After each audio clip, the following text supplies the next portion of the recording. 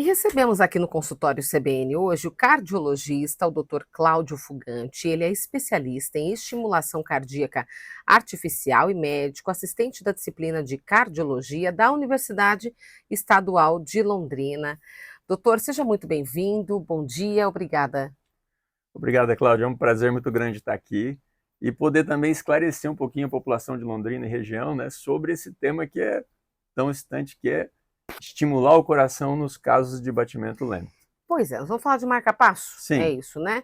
Até porque a gente começou a pensar nesse assunto aqui no consultório CBN, porque a gente teve no final de novembro um marca-passo sem eletrodo sendo implantado em um paciente aqui em Londrina. Mas antes da gente falar sobre essa evolução, doutor, quando a gente fala em marca-passo, a gente está falando que ele vai ser implantado em quem? Quem precisa de um marca-passo? então, precisa de marca-passo quem tem batimento cardíaco lento e, por causa disso, tem sintomas, tontura, desmaio, cansaço, falta de ar. Então, não é qualquer paciente com batimento lento que Hum, precisa de marca-passo. Por exemplo, se o Neymar aparecer no pronto-socorro com um batimento de 44, 50, ele é um atleta. Aí é atleta. condicionamento físico, traz batimento lento.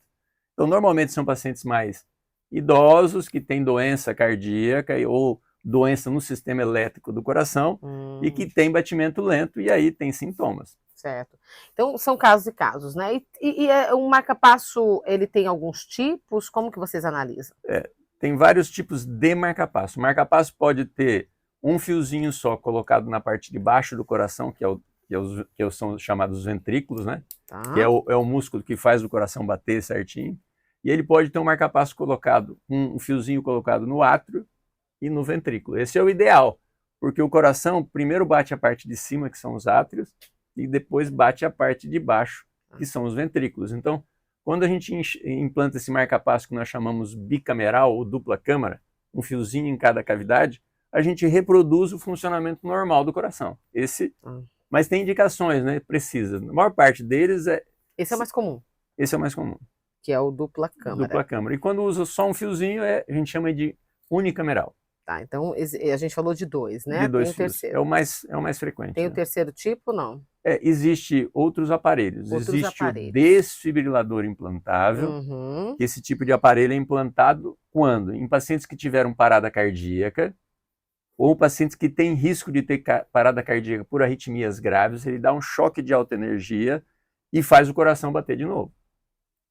Então, esse é um aparelho que é o único aparelho que, na realidade, pode ressuscitar o paciente que teve parada cardíaca. E implantado, fica aqui dentro da É pessoa. implantado também.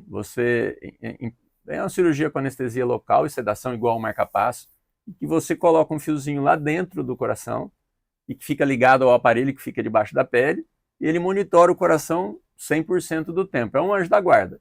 Se o Uhum. paciente tiver uma arritmia grave, uma parada cardíaca, ele vai dar o choque e vai ressuscitar o paciente. Que E o coisa. terceiro aparelho é um aparelho que a gente é implantado, é um tipo de marca-passo especial, que esse aparelho usa 3 fiozinhos dentro do coração. E ele é indicado para quem tem o coração enfraquecido, dilatado e tem uma dissincronia entre a parte esquerda e direita do coração. Isso através do eletro a gente sabe. Tem Hum. uma alteração chamada bloqueio de ramo esquerdo. E aí a gente implanta um fiozinho do lado direito, outro do lado esquerdo e outro do átrio. Então ele estimula as duas metades do coração ao mesmo tempo e ressincroniza o coração. Então ele pode fazer o coração desinchar em 20, 30% dos casos, ele normaliza a função do coração. Doutor, que tipo de sintoma essas pessoas têm aí para ficar preocupadas?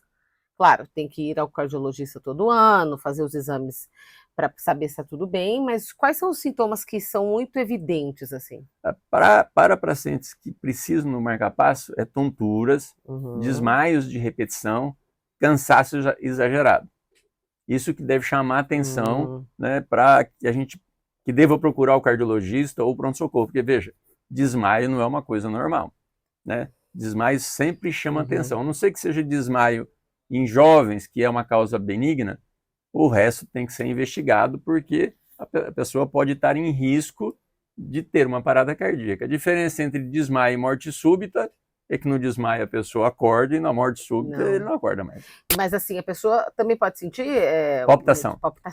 Aí mais no caso de arritmia, que talvez precisando de um desfibrilador. Uma palpitação e desmaio tem que preocupar, que pode ser uma coisa grave, tem que ser investigado. Mais comum implantar em homens ou mulheres, ou igual? Não tem muita assim distinção. É que o homem tem mais cardiopatia do que a mulher, na realidade, mas é mais ou menos parecido, com uma predominância pequena para homens mesmo. Por curiosidade, quando coloca esse aparelhinho, é um aparelhinho dentro do coração, qual que é a durabilidade? Como é que ele funciona lá dentro? Esse novo aparelho, que chama marca-passo sem eletrodo, né? Sem fiozinhos. Sem fiozinho, né? Porque o fiozinho é a parte fraca do aparelho, vamos dizer assim. É ele que fratura ao longo do tempo, porque ele é um fio metálico revestido por silicone. Veja, um aparelho, um marca-passo faz o coração bate 40 milhões de vezes ao longo do ano. Imagina o fiozinho mexendo, o braço mexendo também, facilita a fratura do eletrodo ao longo dos anos da vida do aparelho. Sim. O fiozinho estando dentro do sangue também, circulando bactéria, ela pode se assestar no fiozinho e infectar o sistema todo. Então daí vem a pesquisa de se usar um aparelho que não usa fio. Então você, primeiro, não obstrui nenhuma veia do corpo, não fica aparente, ele não fica debaixo da pele, ele fica dentro do coração. É uma tecnologia nova, né? Teoricamente está projetado para durar 12 anos. Temos que ver na prática, né? Porque não tem no mundo ninguém implantado. Ninguém implantou ainda. Prometeram uma coisa, né? Precisamos ver se a indústria vai entregar verdadeiramente isso. Mas há esse acompanhamento do paciente no consultório. Todo marca-passo, a gente tem, passado os primeiros 30, 60 dias, a gente acompanha de 6 em 6 meses, fazendo regulagem do aparelho, porque um marca-passo tradicional tem mais de 60 funções reguláveis. Você põe um aparelhinho por fora da pele e ele regula o aparelho por dentro.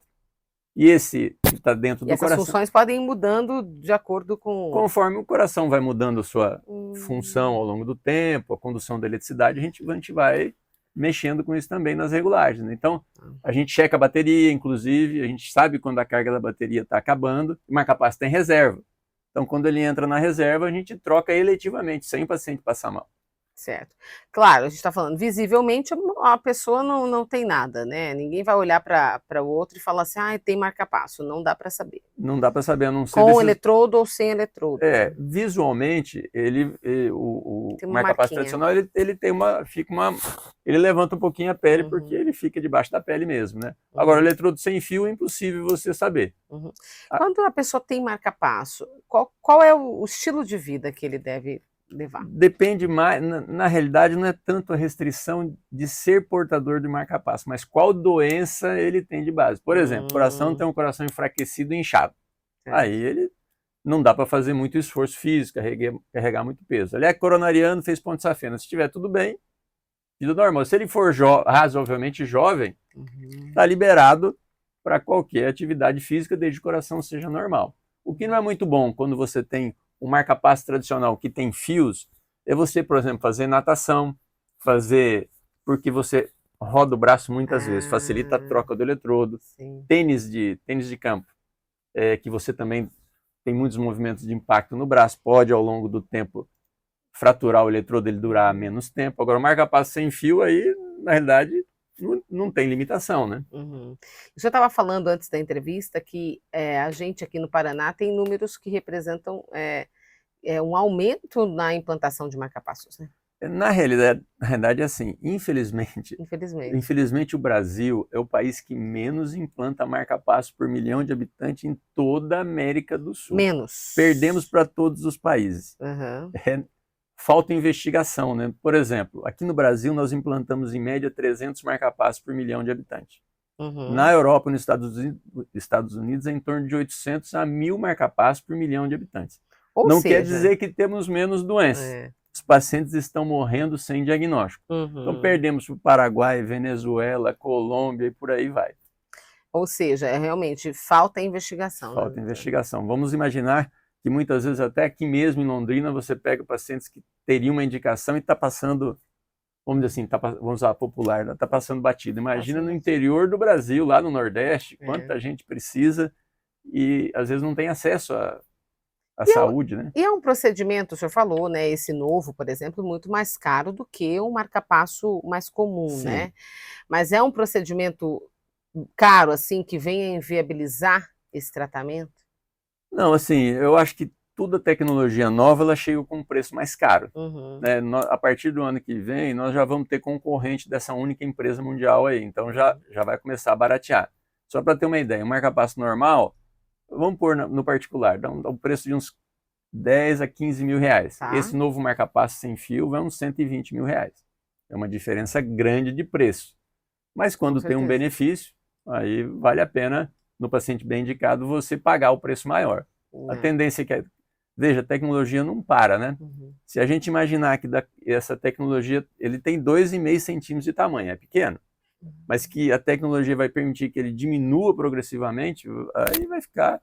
Fora que fica imperceptível, né? Você não, é uma cirurgia, nós demoramos para fazer, nós tivemos aí 2 marca-passos desses que nós fizemos no HU. Nós Desses demoramos novos, né? novos, meia hora para fazer cada um. Foi muito rápido. Muito rápido. Meia hora, doutor. Muito rápido. É, a gente se recorda que a gente tentou trazer o doutor antes aqui, a assessoria nos falou, ele tem 2 cirurgias, uma seguida da outra, e foi super rápido. Inclusive, ó, pra você ter uma ideia como é que é o problema dos eletrodos. Nesse mesmos 2 dias em que a gente esteve envolvido com essas cirurgias, nós fizemos 2 cirurgias para extrair eletrodos.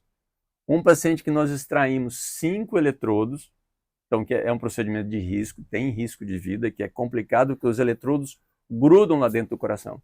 Então você tem que entrar com uma bainha, uma ferramenta que vai cortando as cicatrizes que vão grudando no eletrodo. Se cortou errado, rasga as veias que estão chegando ao coração, é morte imediata. Então é uma cirurgia tensa até o fim, né? Nós tiramos 5 eletrodos de um paciente e 2 eletrodos de outro paciente para reimplantar mais eletrodos, porque não tinha mais espaço para passar eletrodos. Que coisa. Então, Então é uma cirurgia, como o senhor disse, que tem evoluído por conta da evolução tecnológica dos aparelhos, né?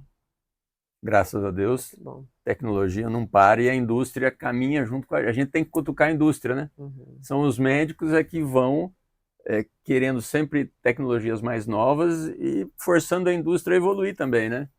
A gente para oferecer mais segurança e menos incômodos aos pacientes. Certo. Nós estamos conversando com o cardiologista Cláudio Fugante.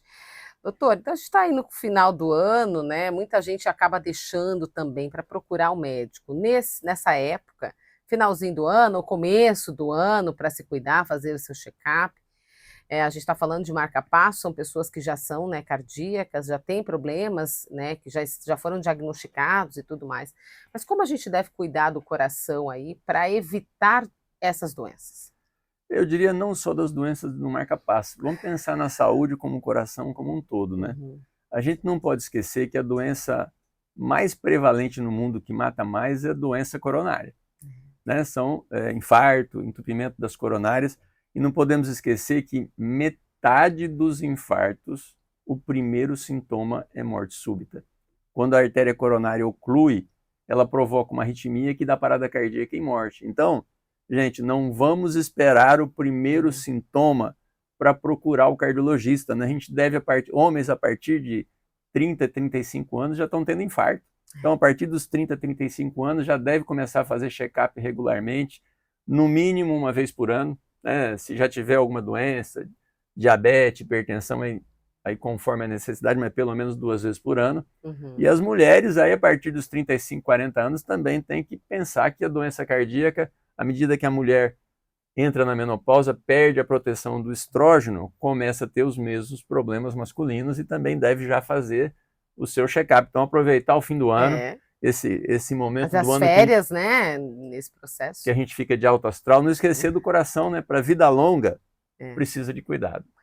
Doutor Cláudio, muito obrigada por ter vindo à CBN, falar de um assunto tão interessante que as pessoas às vezes se preocupam, né, e não sabem como funciona, que é o marca-passo, já ouviu falar muitas vezes, mas não sabe exatamente como é, e falar sobre a saúde do coração. Bom fim de ano para o senhor, obrigada. Eu que agradeço a oportunidade, só para lembrar, né, para os pacientes, a colocação dos marca-passos é uma coisa muito simples, não fica com medo, é um procedimento com anestesia local, mais ou menos 1 hora de duração, então as famílias quando chegam lá estão com aquela preocupação extrema, é uma coisa simples, né, e de fácil solução. Então eu desejo aí a todos os ouvintes aí um Feliz Natal e um Ano Novo cheio de bastante realizações. Tá bem, obrigada, doutor. 11h20